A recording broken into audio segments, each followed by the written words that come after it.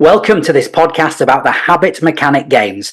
It's the third in a series of podcasts explaining what the games are all about, how they can benefit you, and how you can take part. I'm joined by Dr. Jon Finn, the creator of Habit Mechanic University and the games as well, to tell us more.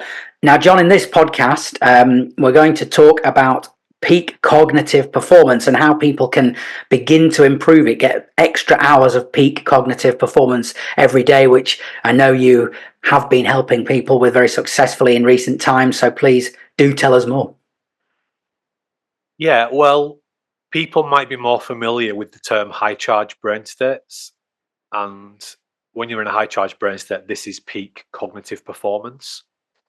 And essentially, it means you've got the right neurotransmitters, chemicals, proteins in your brain to get to the right activation level.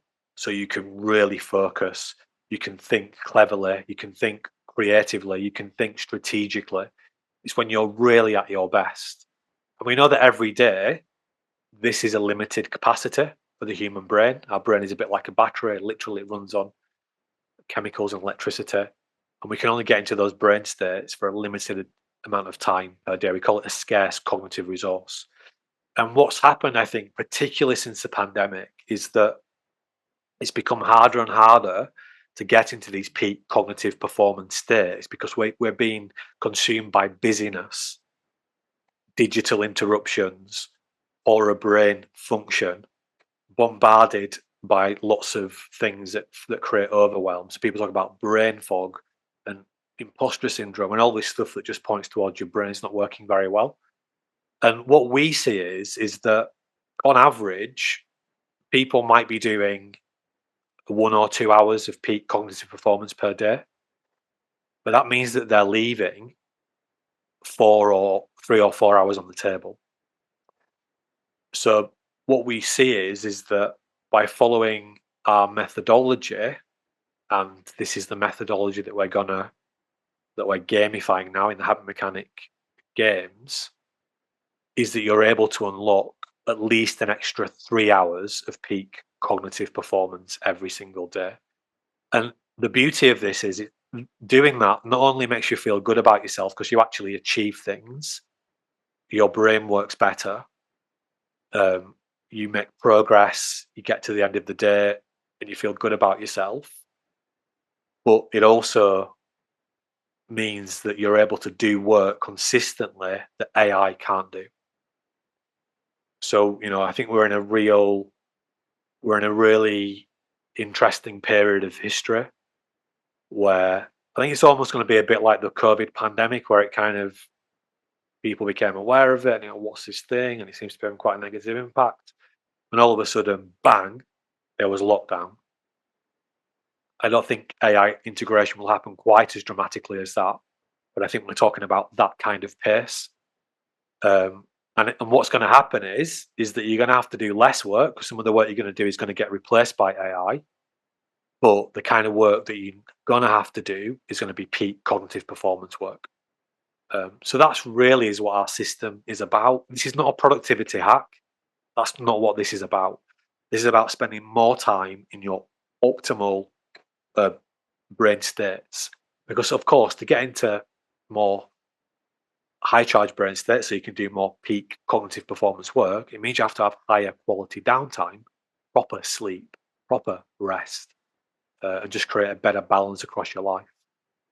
So that's what peak cognitive performance is. And I'll just say one more thing and extend that, because we know the currency of being at our best in the very challenging world we live in is actually deliberate focus and deliberate effort, because we have to consistently learn how to adapt to the world as it changes. So for some people before the pandemic, they had no problem getting a good night's sleep, completely fine. Now they're struggling because the conditions of the world have changed. Some people 10 years ago, concentrating for long periods was no problem, easy, can do it standing on my head. Now they're struggling because the world around them has changed. And that means that their brain function has changed. So what we're doing is, when we're in our peak cognitive performance brain states, we're not only doing clever things at work, that's also the brain state that we need to work on ourselves, to build new super habits. It could be a new sleeping super habit, or a new confidence super habit, or a new leadership super habit. And that's the main reason why people fall down when they're trying to make change, is because they agree with everything in principle. These are the things that I get would be a good idea to do, but then they're not able to get into those high charge brain states consistently enough to put the effort in they need to put into to automate the new behaviors.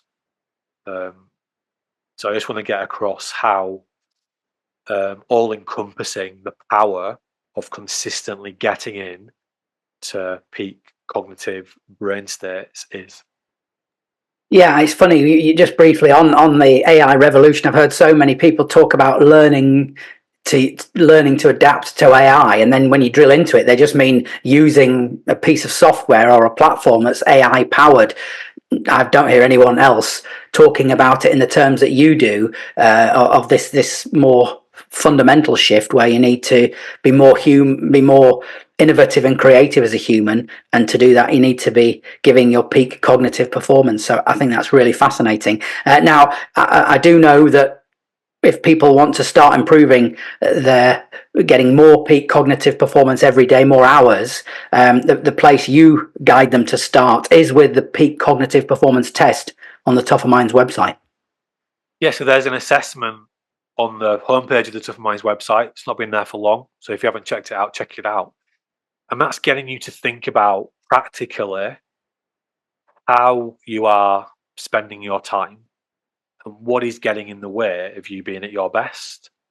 So people that are familiar with our self-assessments understand that we have this scoring system of 1 out of 10, because we think that's a really fast way to get people thinking in a constructive way. And here's a couple of the statements. I waste time doubting my decision, second guessing myself and beating myself up. If you never do that, you give yourself a 1. If you always do that, you give yourself a 10.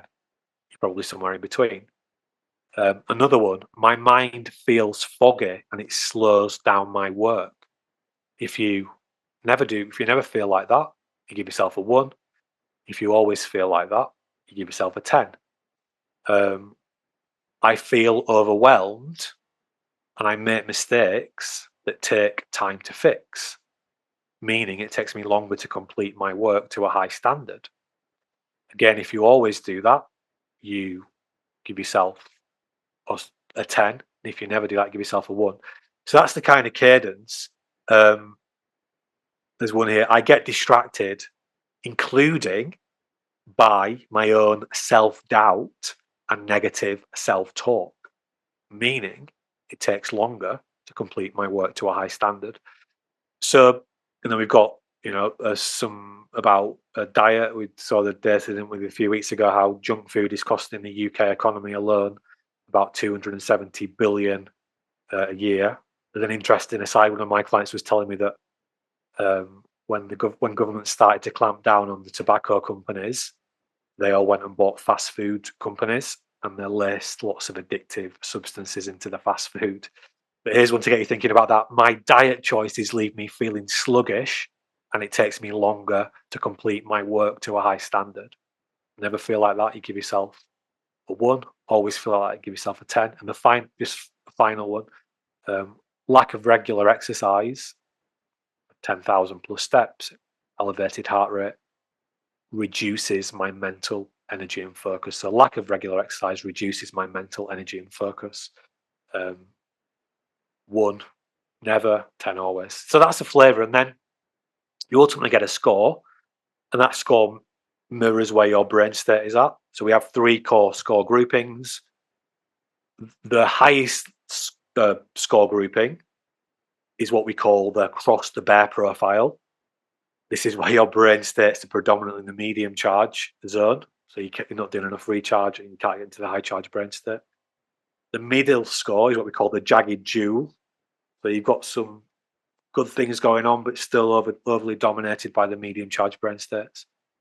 And then the best profile is the arrowhead profile, where you've got a nice balance between the strong basis of recharge, the middle is medium charge, and the highest level is consistently doing your 4 to 5 hours of high charge brain state work, or in other words, peak cognitive performance activities, both on yourself but at work as well.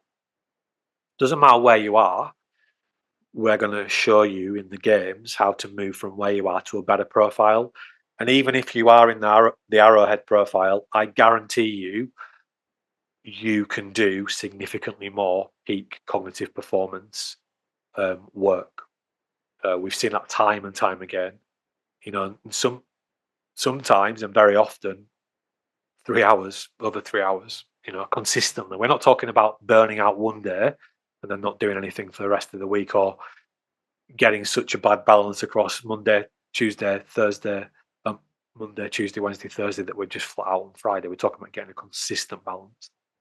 So that's the flavour.